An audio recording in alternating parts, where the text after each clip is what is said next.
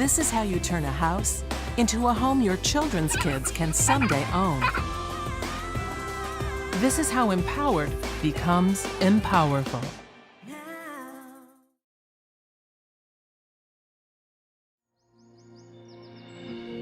Historically, Black colleges and universities have been a staple of leadership for Black education since the 1800s. They continue to produce about 20% of all undergraduate degrees acquired by African Americans today.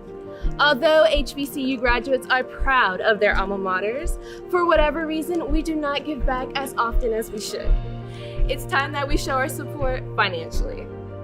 HBCU Change is an interactive philanthropic experience with the mission of raising $1 billion for HBCUs over the next 5 years. HBCU Change allows you to give back all day, every day, and without breaking the bank. So here's how it works. When you sign up, you'll link your credit or debit card to your account. Whenever you make a purchase, we will automatically round up the total to the nearest dollar and donate the change to the HBCU of your choice. Let's just say your morning coffee is $3.75. That'll be $3.75. HBCU Change rounds that amount to $4. That 25 cents is called a roundup. When your roundups reach $5, HBCU Change automatically donates it to the HBCU of your choice. Congratulations, you've just turned every purchase into a contribution to HBCUs across the country.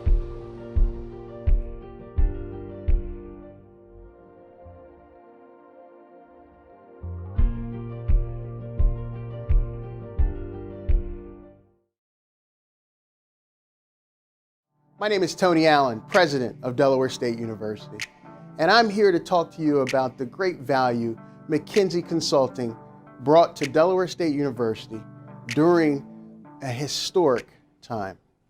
As you all know, we are facing one of the greatest health crises our nation has ever seen. When the pandemic started, like many of our sister institutions, we sent most of our students home, except for 200. Think of those 200 as either otherwise homeless or from such vulnerable situations and communities that we couldn't take the risk to take them off campus. At that very moment, we began thinking, how can we bring as many students back as possible safely? Why? Because we know that our students are coming to this university and many historically Black college universities around the country to change the economic trajectory for themselves, for their families, and for their communities. Enter McKinsey. McKinsey worked with us and many of our sister institutions to help us develop a full reopening plan, one that thought about every piece of responsible behavior and protocols we needed to put in place so that we could reopen successfully. I can tell you in late April or early May, we were looking at taking 25% of our student population back on campus this fall. After McKinsey spent time with us, that became 75% of our student population. We talked about finances, we talked about compliance, we talked about our academic preparedness, and we talked about all the things, the wraparound services we know it takes to make sure that our students are successful.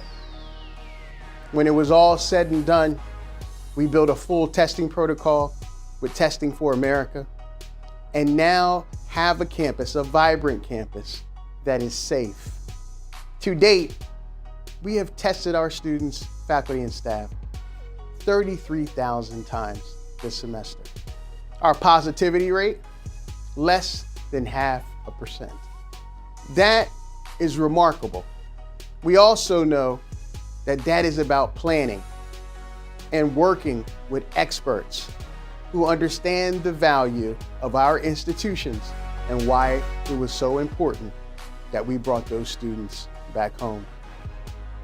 The quality of organizations like McKinsey is that they come to support you do the thing you know will lead you to continue to be a mission-driven organization. I'm proud to stand with them and by them, and to be continuing in my work with them as we pursue the acquisition of a small liberal arts college right down the road. So to the 100 Black men of America, and to the National Historically Black College and University Sustainability Committee, I just want to say, you're in good hands. We're in good hands. Because if we are to get to a new day, as we approach continuing to be the most important institutions in this country, then we have to have the very best right around us, pushing us to make sure we do what we know to do. Build better citizens, exceptional professionals, and continue to change the world. Thank you.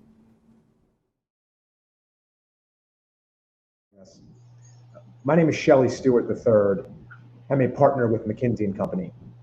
Among several things, I lead McKinsey's Institute for Black Economic Mobility. We are humbled for the privilege of talking to this group on this important topic. I want to personally thank Dr. Artis for inviting us to this discussion.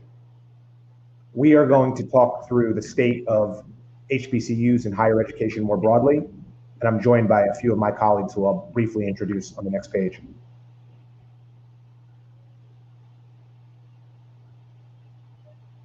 We could scroll down.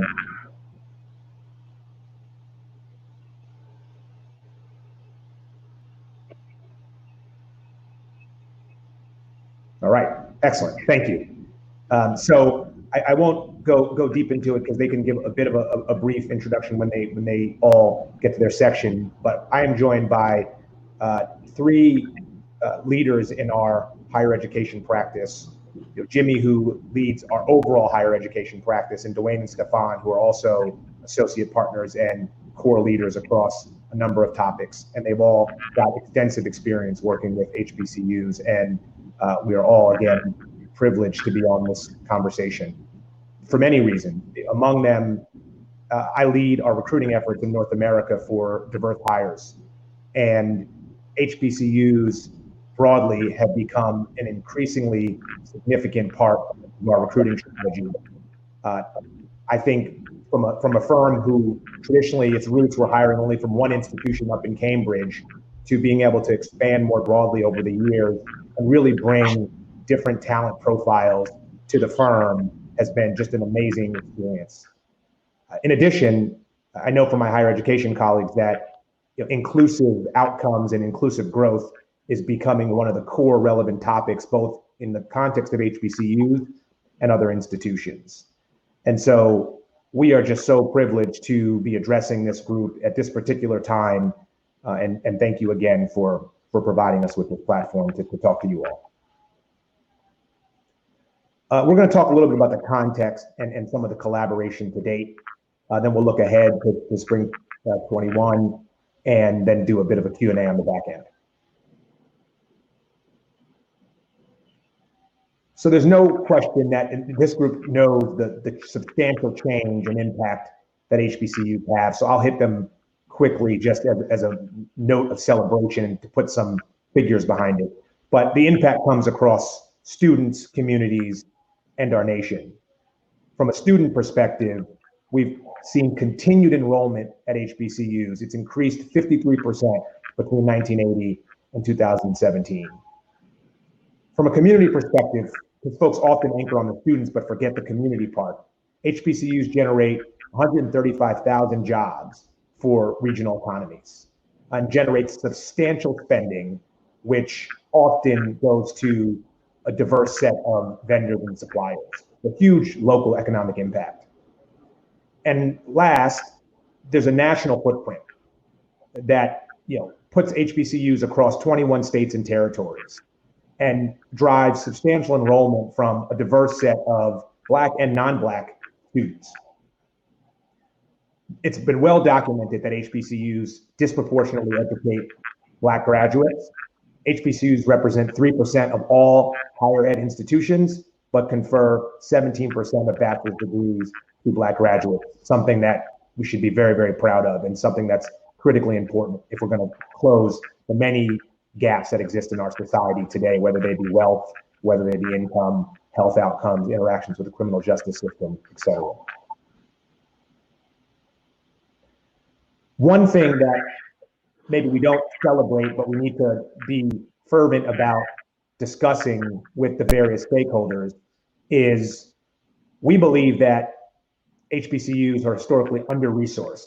And they're under-resourced because perhaps they're not as valued by some of the critical stakeholders in society, which is one of the aims that we have at the firm, is to help to tell that story and talk about the impact. So the chart you see here is the average amount of private gift grants and contracts for various types of institutions. And you'll note on this page that non-HBCUs and what we call uber-rich universities all get substantially more on an annual basis with respect to these private gifts and grants. As you all know, the starting point from an endowment perspective is also lower for HBCUs on average. So this annual giving gap only compounds that disparity. It's ironic, though, that that is the case, given the substantial evidence of strong outcomes by HBCUs in helping to educate folks. This chart shows median mobility rate for US universities, and we've essentially plotted HBCUs on this chart. So the way to think about it is the percent of students who are born to a family in the lowest income bucket, and the rate at which they rise out of that circumstance. So the evidence, the empirical evidence, is incredibly strong, as you see HBCUs to the right of the US median, that if folks are as serious as they say about supporting closing these many gaps, about supporting Black livelihoods, then HBCUs are a prime place for high ROI investment dollars. So with that, I now have the pleasure of turning this over to my colleague and good friend, Stefan. Thanks, Shelley. So as Shelley alluded to, HBCUs have consistently punched above their weight with respect to generating economic returns for society, but are challenged economically. Those challenges were exacerbated by the COVID-19 crisis. And we wanted to highlight a few of those interactions between the complexity of the economy and HBCUs based on the work that we did with them starting in the spring of 2020. So just from left to right, there's a growing plethora of student needs that were surfaced in large part because of COVID-19, in addition to the normal student needs that HBCUs have traditionally serviced. And those are related to managing students, health, managing their travels back home, and in some cases providing shelter and safe space when their home environments weren't stable enough to support them during the pandemic. Related to that, COVID-19 demanded a massive uplift in technological deployment for many universities. And candidly, HBCUs had sort of a lower than average technology infrastructure, largely related to what Shelley alluded to before with respect to their capital investment or resources to invest in capital. And this challenges students in many ways, because they also didn't have, in some cases, access to internet or laptops or other elements that would allow them to continue their education in the digital-only environment that many schools deployed in response to the stay-at-home orders related to the pandemic.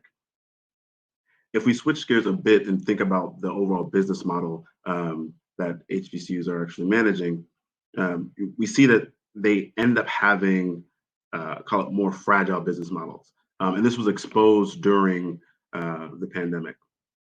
And when we think about fragility, it's really related to sort of single sources of income driving revenue. In many cases, HBCUs are tuition-dependent institutions, whereas their PWI counterparts have incremental funding sources, either from sports franchises or research and other activities that provide stability when things get a bit tough, as they did over the past year. And then we wanted to make sure we also put HBCUs in context because they serve as a safe haven in many ways, as a protective place for future leaders to be birthed.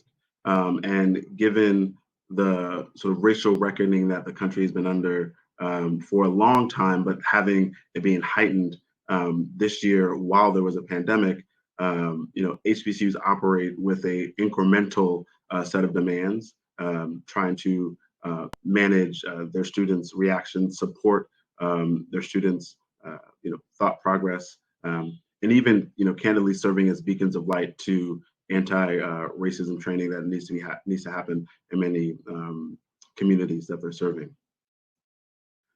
All this as a backdrop, we worked with many of the members of the UNCF and TMCF intermediary networks during the first part of this year to react to the COVID-19 pandemic. And our work was born out of interest in making sure that these institutions that are critical to the nation continued despite what was a fair bit of uncertainty at the outset of the crisis.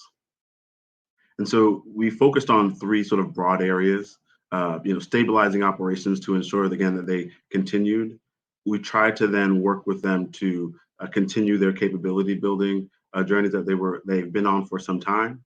And then we also tried to introduce some innovative tactics that would help them deploy new capabilities that would enhance their operating performance. On the stability side, we focused on crisis management. HBCUs are known for making do, and for many presidents during this time, they needed support standing up what we call crisis management centers that would allow them to artfully deploy different resources and capabilities that were at their disposal, but also manage the day-to-day decision-making as new information was coming in.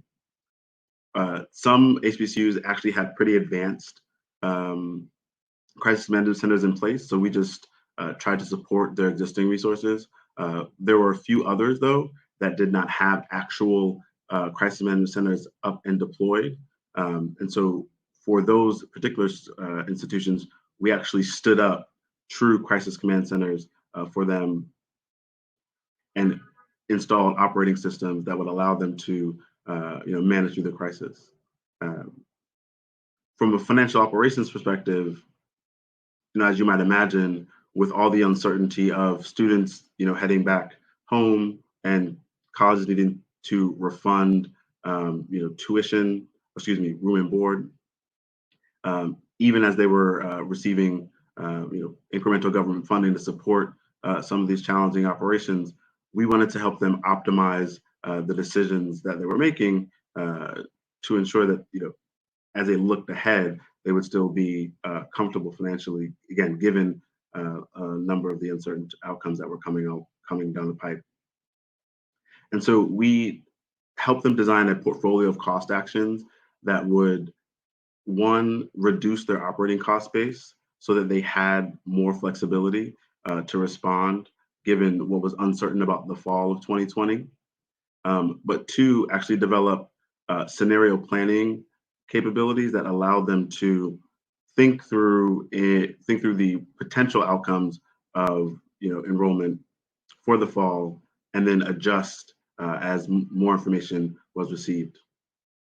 One particular institution already had a pretty robust sort of singular view of what was likely to happen, but given again the lack of clarity around what was going to happen with respect to students returning for the fall, or even the university being open, we thought it was prudent to actually develop a number of scenarios in terms of what the financial outcomes would be for those particular schools. And this particular institution leveraged those scenarios that we developed, had multiple conversations internally and also with their board to all stack hands on what the right course of actions would be for them, given the myriad of interests that they were serving. I think this type of scenario analysis and cost optimization is going to be a part of that particular institution's way of working going forward. And so we consider that a pretty strong success. From a capability perspective, as you might imagine, a number of the sort of core elements of the operating model for university were tested during COVID-19. And so we worked with universities to think through enrollment management and retention tactics that would allow them to keep as many students a part of their university family as possible so that they wouldn't have to manage material cost reductions. So from an enrollment management perspective, we implemented more agile ways of working to help admissions teams respond in more targeted and tactic-driven ways or strategic-driven ways to students who were planning to enroll in the fall, and even those who were not planning to enroll in the fall. Convincing more students to come was the critical part of it, but doing it in a more structured way was part of our mandate. From a retention perspective, we actually worked with a number of the advanced institutions to think through new initiatives that would allow them to target their upperclassmen for return in a more, again, strategic way, thinking through the weekly initiatives across the different stakeholder groups that would allow them to increase the chances that many students will return in the fall. And as I alluded to earlier, we also wanted to make sure that we introduced new capabilities to the extent that it was possible, given the need to upskill some of the leadership teams at the HBCU campuses. And so from a student success perspective, we actually ran a survey of well over 2,000 HBCU students, and it may have been more if you include some of the larger institutions that we worked with, just to really understand what the student perspective was around the pandemic and around their commitment to returning to the fall. And these insights actually led many of our HBCU partners to act in different ways. And I think we're excited by the idea that this sort of idea of consistent communication in a digital format will now be a part of many institutions' normal ways of working going forward. And similarly, this crisis sort of demanded that some institutions rethink their value proposition to students, in large part because of the incremental demand for diverse students across the university landscape. It became increasingly important to focus the leadership teams on what was actually critical to deliver value in a targeted way. And so we worked with 2 different universities to rethink their overall value proposition, communicate it more clearly to students who were considering coming to those campuses, and then actually align the operations within the school to deliver against that value proposition and focus on potential new growth avenues in a more strategic way. All that in mind, we actually learned a fair bit about how to advance the growth mandate for the HBCU community. And a few things came to light. And I'll go over these quickly because I think our colleagues will shine lights to them in different ways going forward.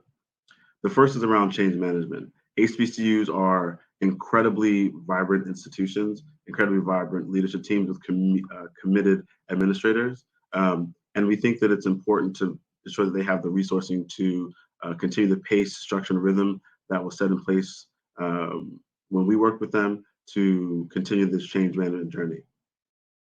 Related to that talent topic that I spoke to just a second ago, a number of the institutions have been limited in their ability to invest in personnel that might upskill and up the capabilities of many of the leadership teams. And to be clear, those folks who are there are committed and extraordinarily capable persons, but they sometimes may not have access to some of the best-in-class capabilities that exist in the landscape, in large part due to financial resourcing. And so we think it's important to invest in those core skills around, discrete financial modeling, incremental digital and analytical capabilities that allow them to be a bit more tactical in their execution. We also think there's an incremental need to coordinate across the HBCU communities, to have connection with other partners, so that they can share the insights that one institution is learning with other institutions that may not have had that experience as of yet. And that will just, again, increase the sort of rate of development for new ideas coming into the HBCU community. I think all this goes without saying that none of it would be possible if there were not incremental investments from a capital perspective. HBCUs are incredibly high potential places that have already been making strong leaders historically, and so we can only imagine what will happen if they're appropriately funded to deliver on those mandates. So why don't I share transition the conversation a bit and share the perspective of my colleague Jimmy Sirakasanis, who will speak to sort of what we see coming forward for Spring 21 and beyond.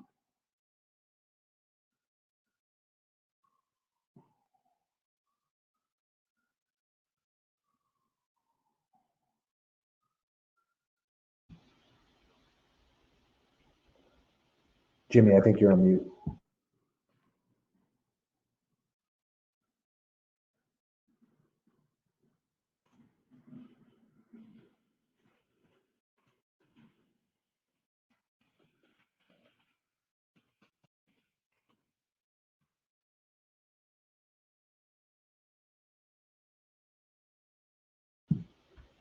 Hey, Jimmy, I think you're on mute. Thank you very much, sir. Good morning, everyone. Thank you, Stefan. I wanted to take a step back and share some thoughts of what we see happening in higher education more broadly. The 9 trends that you see here on the slide were all true before the pandemic, but all to varying degrees have either been accelerated or exacerbated or become more acute because of the pandemic. And in each case, largely because of many of the things that both Shelley and Stefan talked about, we actually see some specific challenges, but also some specific opportunities for HBCUs amidst this landscape. So I'm going to talk through at a high level the 9 themes here, and then I'll go a little bit deeper into some of them specifically with some more data. The first 2 trends are really about what's coming in terms of graduating high school seniors, and then also other adults that are entering higher education. But essentially, we project an increase in high school graduates to a point, but then a really stark drop after 2026 into 2030.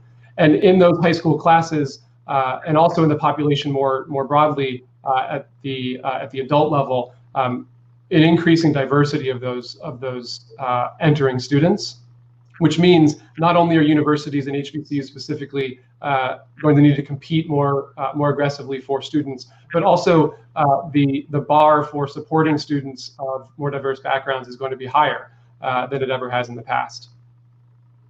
Amidst this, costs are a challenge for students.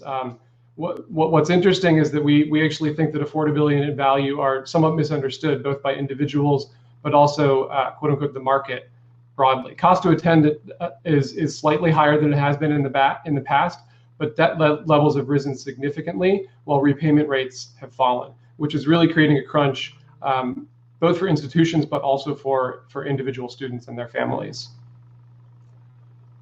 We know that there's been an increasing recognition of student mental health needs. This has been an increase for really the last decade, but the pandemic has really put this into stark relief by both increasing the challenge, but also highlighting the need and making it more of a conversation among institutions. We're seeing institutions respond, but that response still feels light compared to what is necessary and will need to be invested in more going forward. We all know that higher education basically went remote overnight.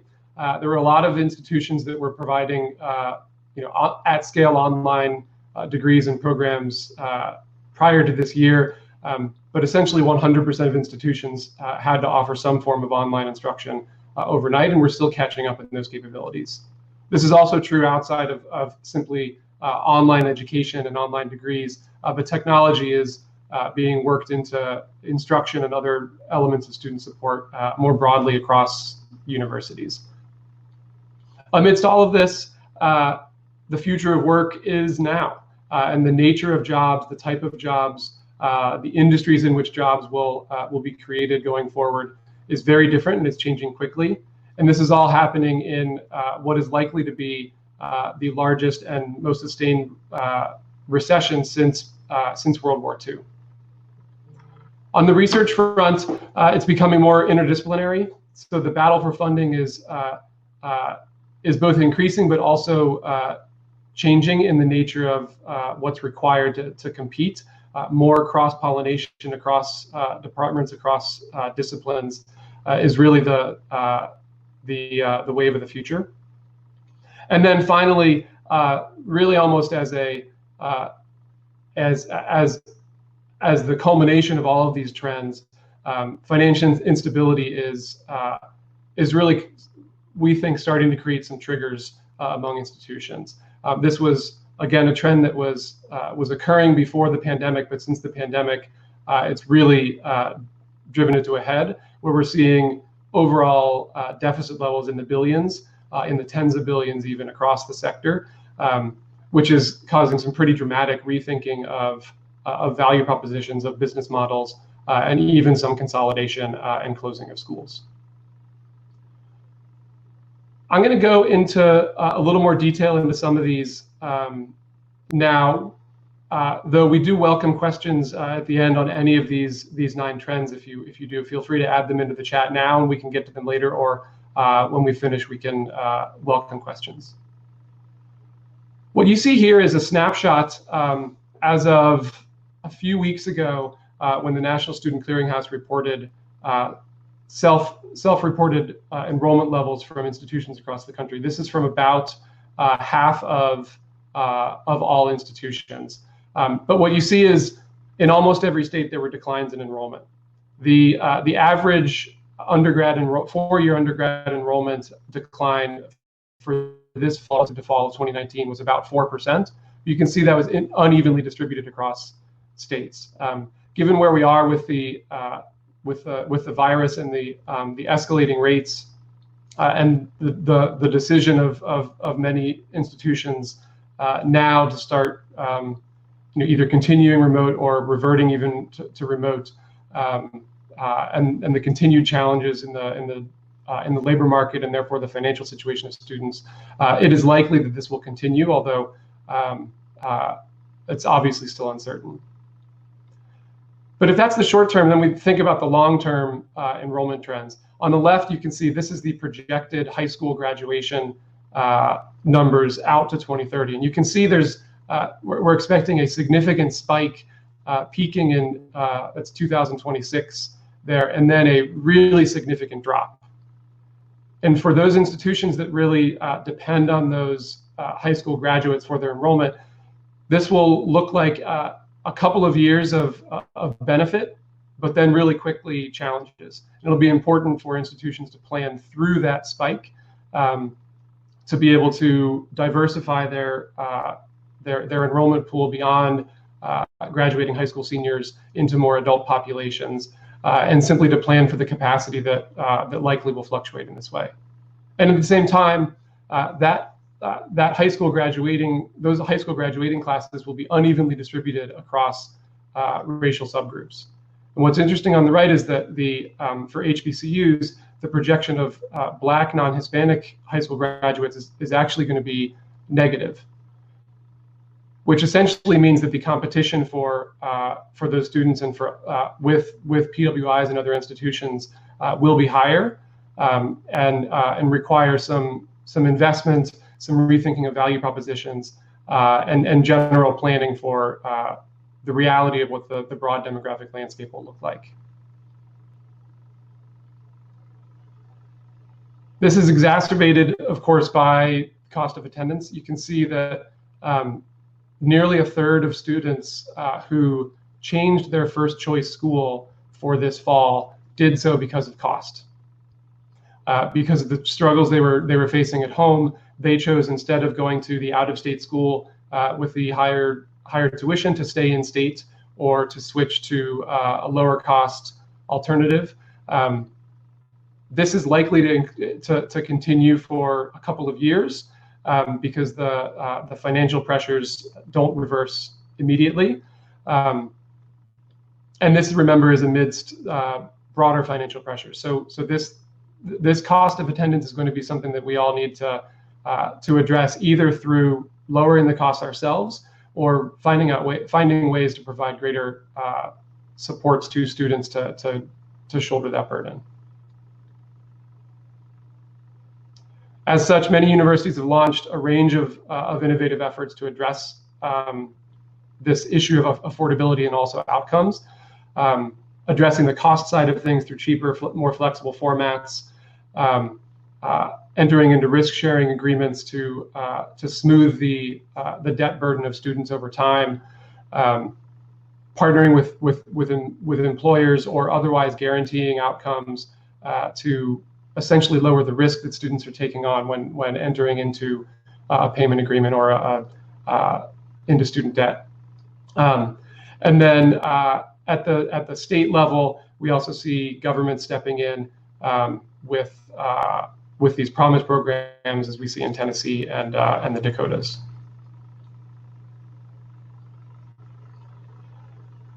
One of the challenges that has become more acute with the pandemic is mental health supports for students. The data here is actually from pre-pandemic, from 2018. So you can see that those students that needed mental health supports did not find the services offered by their campuses satisfactory. What's striking is in the survey that Stefan mentioned that was done among HBCU students in the fall, more than a third of them said that they were suffering from significant or very significant mental health challenges. So you put that against essentially the support infrastructure that exists in campuses today, and that adds up to challenges that are going to be with us for several years, and highlights the importance of really investing in these types of services to support the overall challenges for student success. We all know this story, but these are just some of the numbers. 100% of undergrad and graduate students are now learning remotely online in some way. Over 2,400 higher ed institutions have been forced to adopt a hybrid learning strategy. Two just large platforms, again, to get a sense of the scale. Coursera added 10 million new users, which is 7 times the pace of the signups prior to the pandemic. And Blackboard, the LMS across institutions, saw a 37-time increase in daily usage rates globally.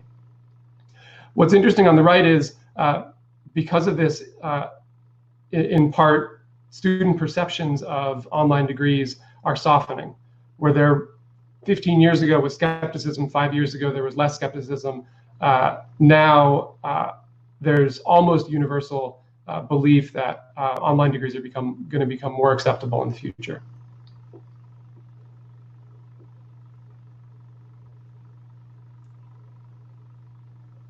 This chart shows on the left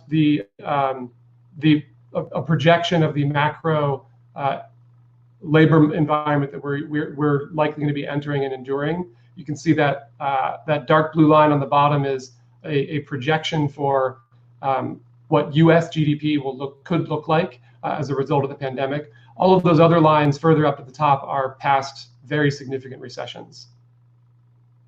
And amid this, the nature of work on the right is very different. So the stakes are extremely high for students that are currently in school and the students that are going to be in school in the next 5 to 10 years for what our higher ed institutions are able to prepare them for. And finally, we all know this is amid significant challenges for institutions. What you see here are scenarios that we ran for budget challenges that institutions are potentially going to face under a variety of virus scenarios. The main point is, regardless of what the virus does from here, we're facing significant budget shortfalls throughout the U.S. in all higher education institutions. Which is going to require some fairly dramatic decisions, and we've already seen a number of closures and institutions preparing their communities for the possibility that they might have to do something dramatic. I now want to pass it over to Dwayne to talk a little bit more about the specifics for HBCUs in this moment, and then we'd love to take your questions. Great. Thanks, Jimmy. So as we all know, HBCUs are a critically important part of the higher education landscape. And given the moment that we're in, the broader society and landscape is starting to recognize that value and creates some significant opportunities. So I'll go through each one of them and then highlight some potential questions for you all as a group to think about going forward to take advantage of this interest. So the first is, and I'm sure you all have seen, a significant interest in philanthropic and corporate giving relative to HBCUs. A number of corporations in particular, as part of their racial justice response in the wake of George Floyd and Ahmaud Arbery and Breonna Taylor, announced significant investment in HBCUs, both from a philanthropic perspective and also from a recruiting perspective. But what we know is that this activity is really uneven, inconsistent, and pretty uncoordinated. And so the opportunity that exists really is on how HBCUs as a group can communicate a broad investment thesis around what the critical needs are and what are the opportunities that could be accelerated via that philanthropic support.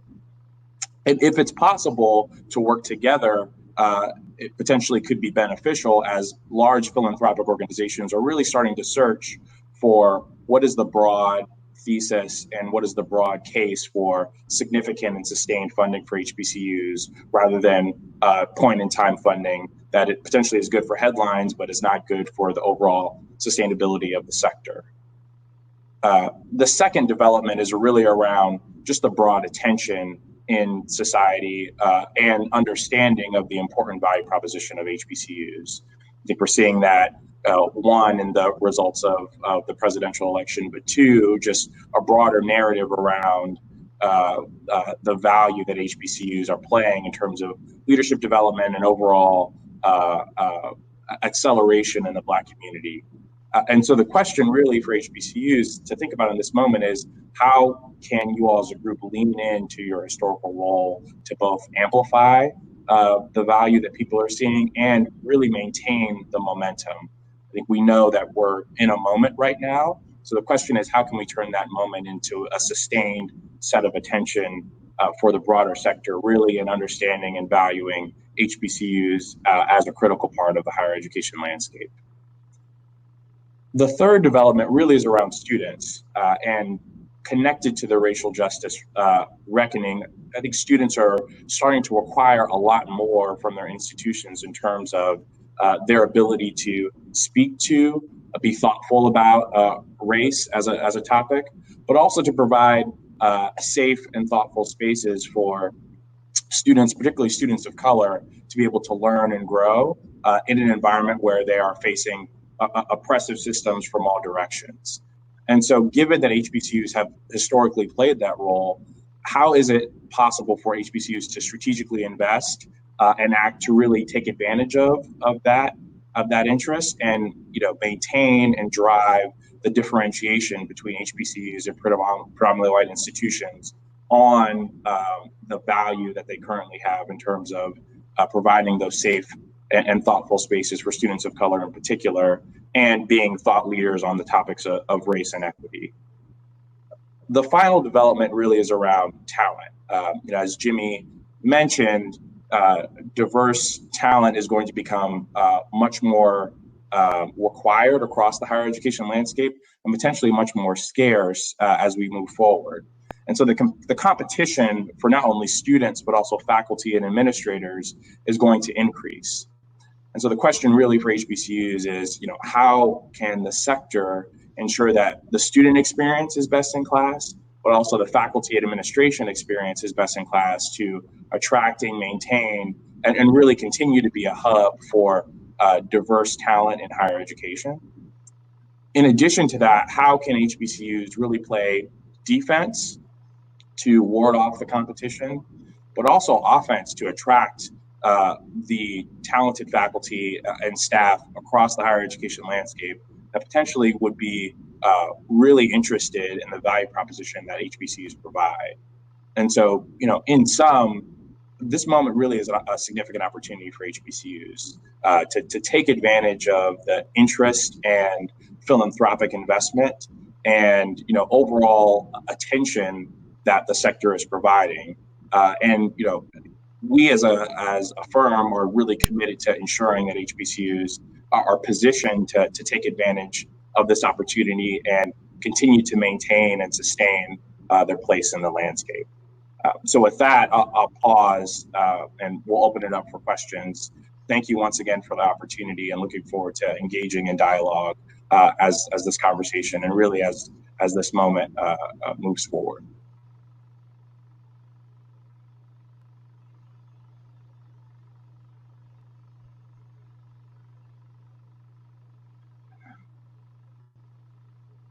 I'll give a second for folks to respond in the chat, and I know there are a few questions that are coming in, and maybe I'll moderate and we can decide as a group who takes the question.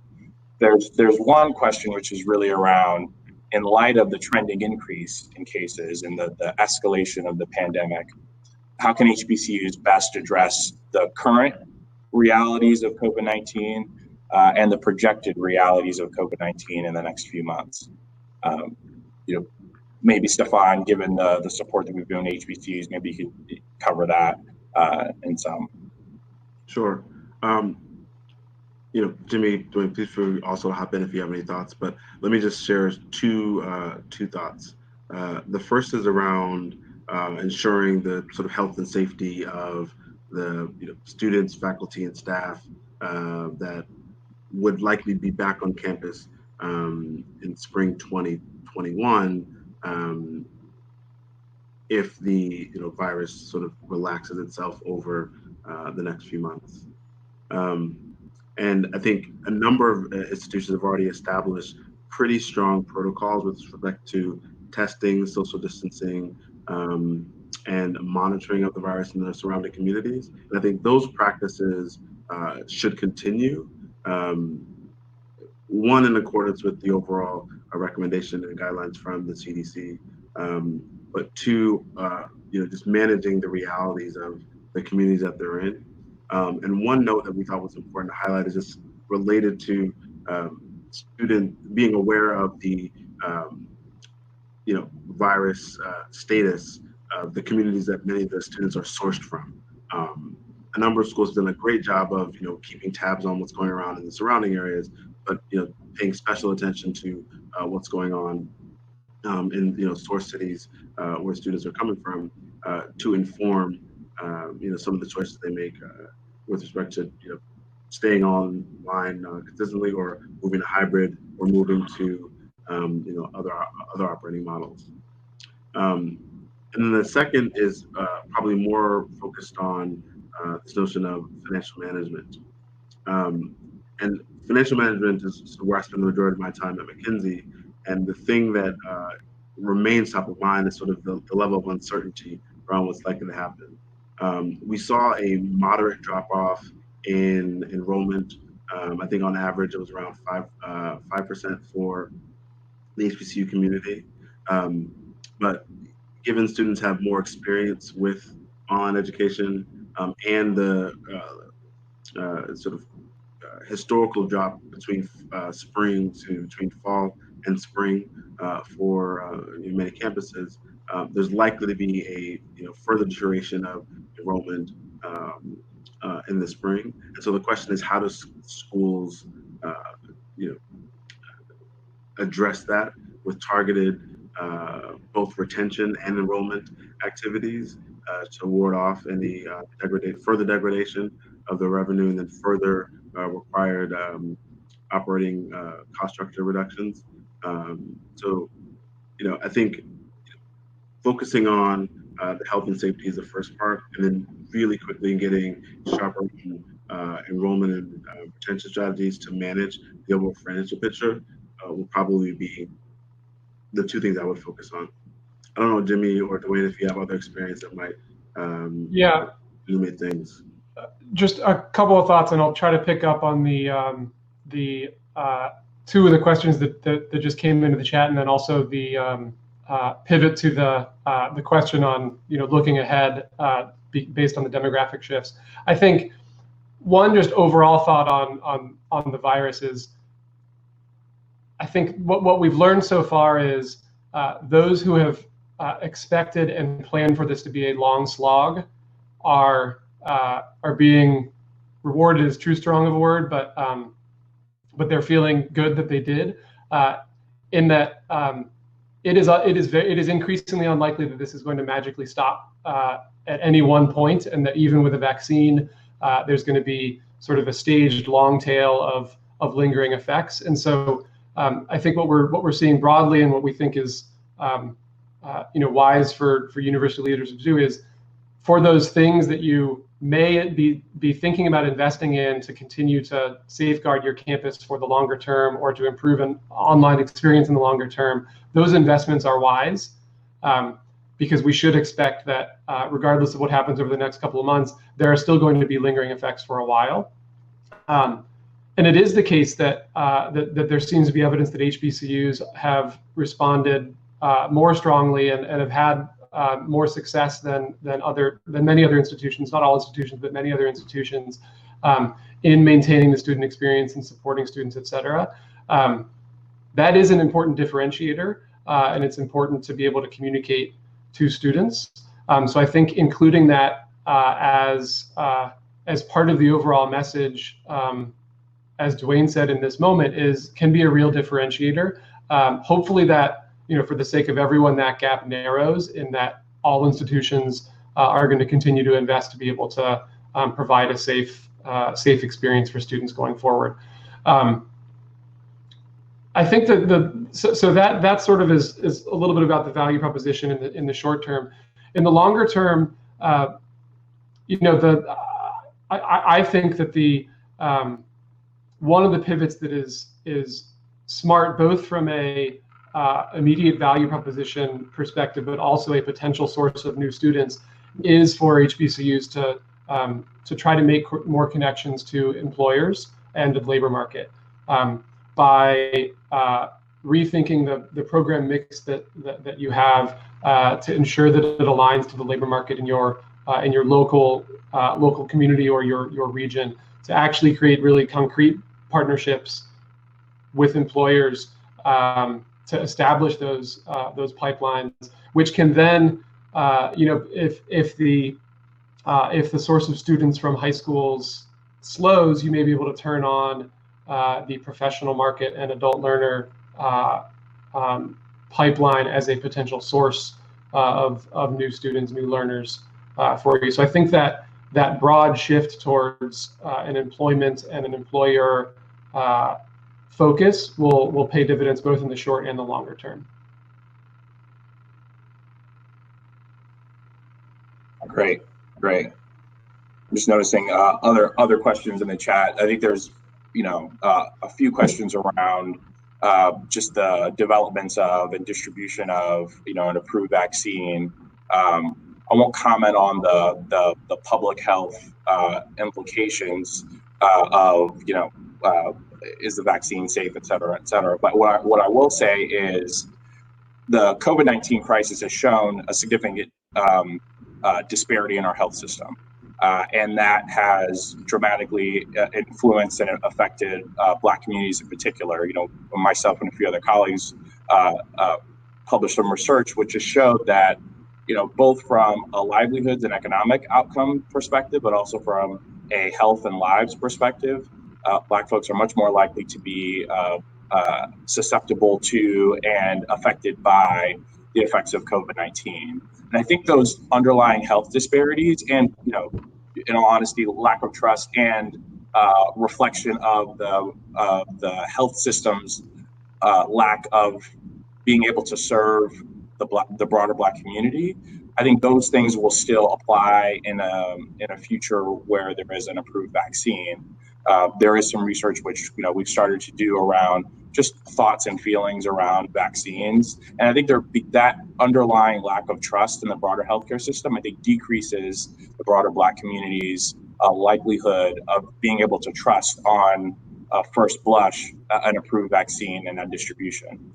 Given that, I think there's a role for HBCUs to play in amplifying and accelerating public health guidance. I've seen, and as Jimmy mentioned, we've seen many HBCUs really lean into the public health guidance, even beyond what their state is doing on mask mandates, social distancing, et cetera. And that has led to a decreased overall escalation of the pandemic on their campuses relative to predominantly white institutions. I think there's a similar role that HBCUs can play if and when there's an approved vaccine to really amplify and accelerate the public health guidance and really try to increase the adherence that we're seeing not only on campuses, but in the broader Black community. Because as many of you know, as HBCU leaders, HBCUs not only play a significant role on campus, but are very much the thought leadership think tank for the broader Black community. And so I think HBCUs have an influencing role to play for a broader set of public health guidance, vaccines being included. Want to make space for any final questions. I know as we're coming to the close, but if not, I think we're just once again really grateful for the opportunity to speak to you all, to share some of the learnings that we've gotten from our experience serving and working with HBCUs over the past few months in a real time of crisis, but also in being able to accelerate you all's ambitions relative to the moment that we're in, and really hoping to firm up and sustain the place that HBCUs have in the broader sector. So don't think there are any additional questions. So with that, thank you once again. Really appreciate the opportunity and looking forward to working with you all in the coming days, weeks, and months as we continue through this crisis and going forward. Thank you once again. Thank you. Thank you.